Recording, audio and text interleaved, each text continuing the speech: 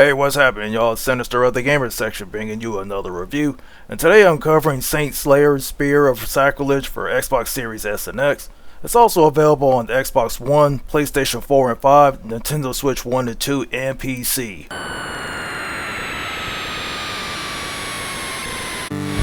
The setting takes place in the year 1698. A sinister figure named Father Pacer broke the negotiation after the War of the Grand Alliance.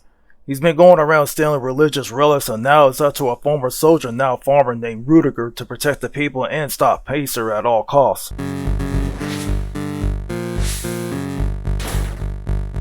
Seeing the graphics on this game, it tells you the devs were inspired by old school 8-bit platformers from the NES era. As far as Saint Slayer goes, it definitely got Castlevania vibes written all over it, mainly Castlevania 3 at the most. Basically during the time period that it's set in, the Holy Roman Empire being in control at that time. The character sprites are small in scale, but just like its NES counterparts. But the level designs are cool, with seeing nice parallel scrolling going on in the background. I like when Rudiger talks to other characters and their chat is above the game and not in the middle of it. It's easy to read. The resolution of this game is not taxing on the hardware itself, because it's a smooth transition on your platform of choice. I'm playing this on the Series X and it runs good at 60 FPS with no issues in performance. The music is dark and gritty that fits the tone of the game, and the sound effects are decent when you're taking out enemies or when you collect items. But overall, the presentation is done right, and for those who love retro platformers won't be disappointed.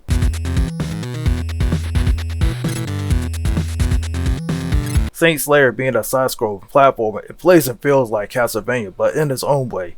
Controller Rudiger is responsive when moving and jumping goes, and you also have two buttons, one to attack and the other to jump respectively.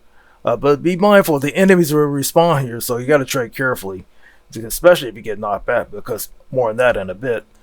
But getting through the level, you face the boss at the end, so also it's best to study their patterns.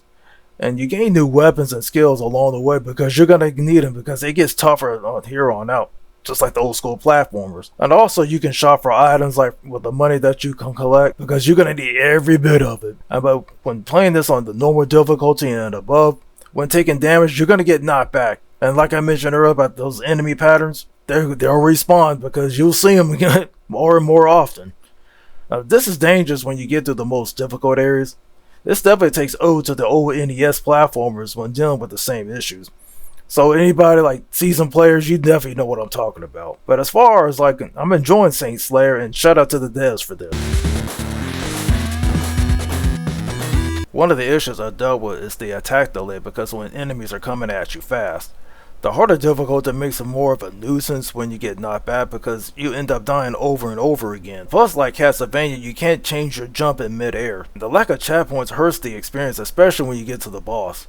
And for new players, playing this for the first time, you get the experience when what it's like, playing these games back in the day, especially with how difficult they were back then. But seasoned players, they can adapt to this just to overcome the hazards.